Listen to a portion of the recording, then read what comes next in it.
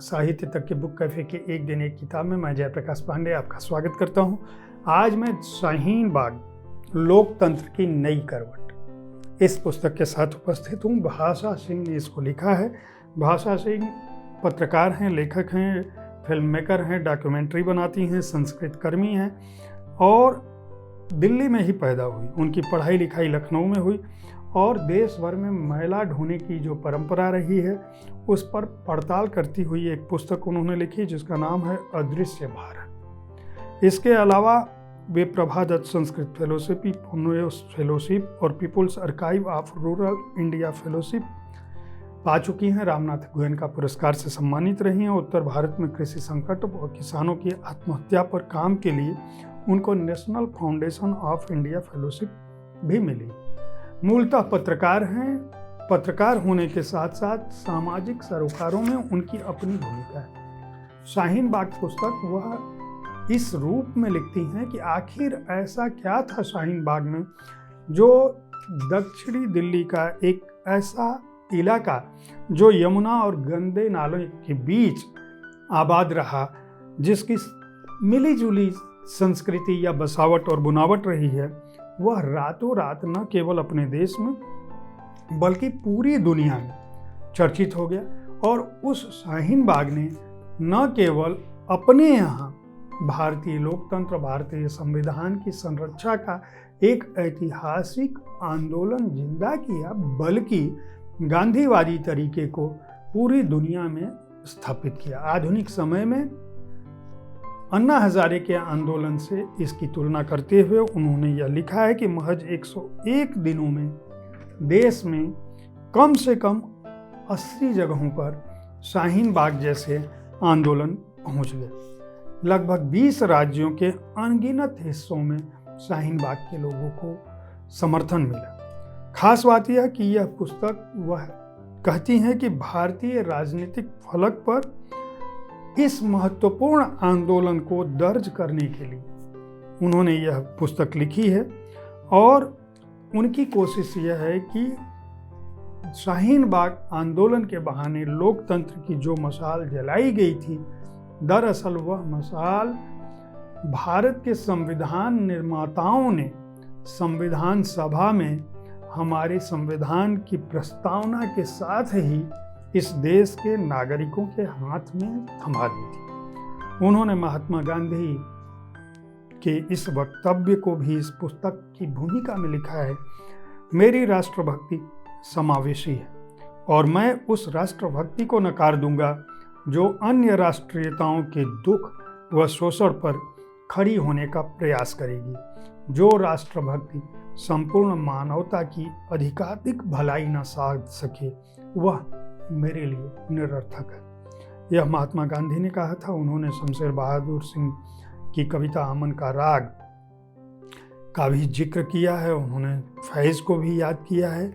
और इस पूरी पुस्तक में उस करवट को, उस आंदोलन की त्वरा को, उसके भीतर छिपे मर्म को न केवल लिखा है बल्कि वहाँ पे उपस्थित रहकर उस आंदोलन से जुड़े लोगों की बात कही। उन्होंने बताया है कि किस तरह से शाहीन बाग एक नई करवट के रूप में स्थापित हुआ, किस तरह से वह आंदोलन मिसाल से बेमिसाल बन गया, किस तरह से वहाँ से उठी आवाज़ों ने सूरज का सामना किया, यहाँ तक कि अंबेडकर का कंधा और संविधान का पैर किस तरह से उस आंदोलन को मजबूती दिया। खास बात यह है कि इस पुस्तक को पढ़ते हुए यह पता चलता है भाषा सिंह तथ्यों के साथ इस बात को नकारती हैं कि इस आंदोलन के पीछे कोई था। वह ये इस बात से नकारती हैं और वह कहती हैं कि यह बड़े आश्चर्य की बात है। उदाहरण के साथ समझाती हैं कि जिस हरियाणा में बेटियों की भ्रूण हत्या कर दी जाती है, उसी हरियाणा से सबसे ज़्यादा पहलवान और एथलीट महिलाएं निकली। वे उदाहरण के साथ ये समझाती हैं कि भले ही लोग कहते हों कि इस आंदोलन के पीछे, कुछ लोग कहते हैं कि कांग्रेसियों का हाथ था, कुछ लोग कहते हैं कि राष्ट्रीय स्वयंसेवक संघ के लोगों का हाथ था, कुछ लोग कहते हैं कि इसके पीछे विदेशी फंडिंग थी, कुछ लोग कहते हैं कि इसके पीछे इस्लामिक राष्ट्रों का हाथ था।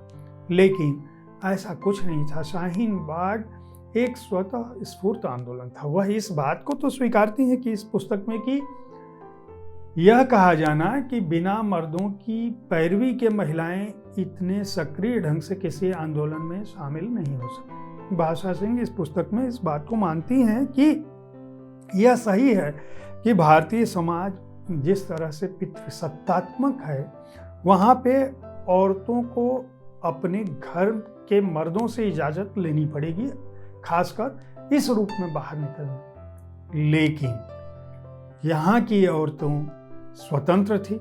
वे मीडिया, भाजपा, देश में शासन कर रही सरकार, दुनिया भर से लोगों के मिल रहे समर्थन, इस आंदोलन का असली औजार क्या था, इसका भी जिक्र करती हैं और बाकायदा उदाहरणों के साथ इस बात को बताती हैं कि वहाँ पे दिन रात क्या क्या हुआ, किस तरह से औरतें वहाँ पे नारा लगाती थी, किस तरह से दिन में काम करके औरतें जुट जाती थी और एक औरत जुटती थी तो दूसरी आ जाती थी।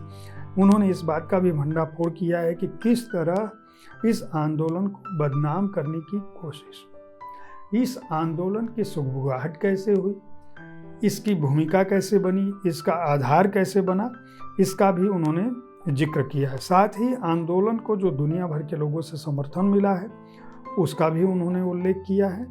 और अपनी बात कहने के दौरान उन्होंने नोम चोम्स्की की इस बात का उल्लेख किया है कि जो मीडिया पर नियंत्रण करता है वही लोगों के दिमाग को भी नियंत्रित कर लेता है। इस पुस्तक को लिखने के क्रम में उन्होंने हर अध्याय के शुरू में कई ऐसी दोहों का, ऐसी सूक्तियों का इस्तेमाल किया है जो हमेशा से प्रेरणा देती रही हैं। जैसे उन्होंने 9वें अध्याय में आगे का रास्ता क्या होगा, इस पर उन्होंने करत करत अभ्यास के जड़मती होत सुजान, रसरी आवत जाते सिल पर पड़त निशान, यह उल्लेख किया है। इसके अलावा उन्होंने गालिब का एक शेर कहा है कि कोई मेरे दिल से पूछे तेरे तीर ए नीमकस को, ये खलिस कहाँ से होती जो जिगर के पार होता।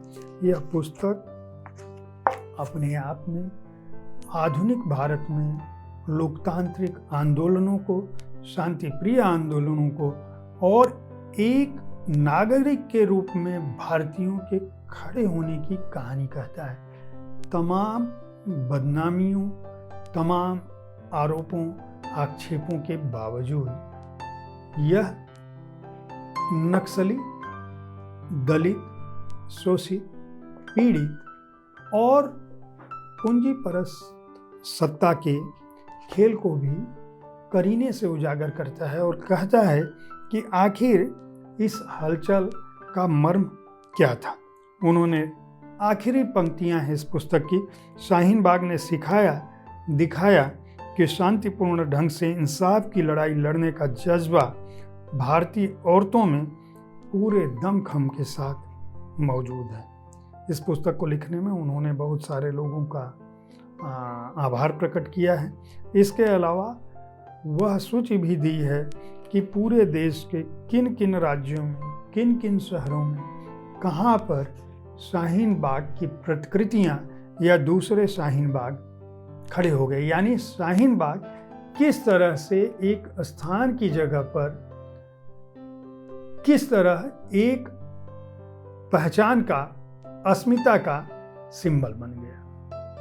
उम्मीद है साहित्य तक का यह एपिसोड आपको पसंद आया होगा। इस कार्यक्रम में आप किस तरह की पुस्तकों की चर्चा चाहते हैं, इनके बारे में अपनी राय से हमें जरूर अवगत कराएं। एक महत्वपूर्ण बात बताना मैं भूल गया कि इस पुस्तक के प्रकाशक हैं राजकमल प्रकाशन के सहयोगी उपक्रम सार्थक। पृष्ठ संख्या है 234 और मूल्य है 250 रुपये। साहित्य तक देखते रहें। पुस्तकों के बारे में जानने के लिए हमारे इस कार्यक्रम को ठीक इसी समय पर मुझसे जुड़ना ना भूलें। धन्यवाद।